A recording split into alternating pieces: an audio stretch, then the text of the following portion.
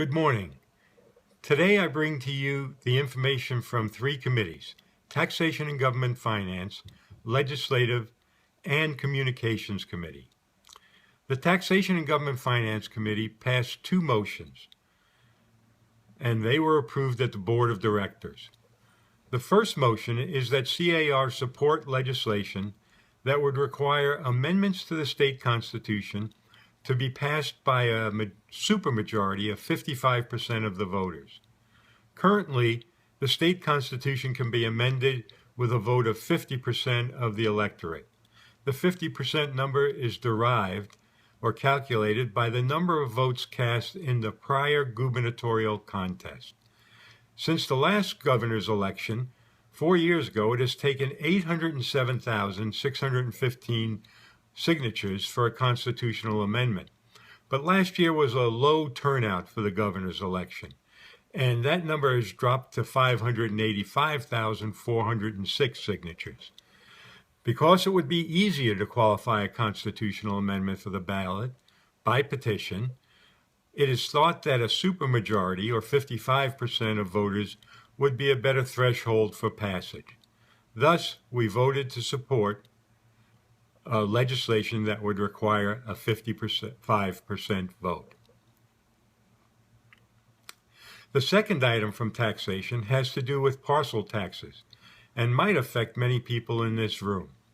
Apparently, there are many parcel taxes, particularly when it comes to education, that have exemptions for certain classes of people. For example, senior citizens. I'm not sure about the parcel taxes on my property, but they probably were put in place before I became a senior. Now I need to figure out if I am exempt.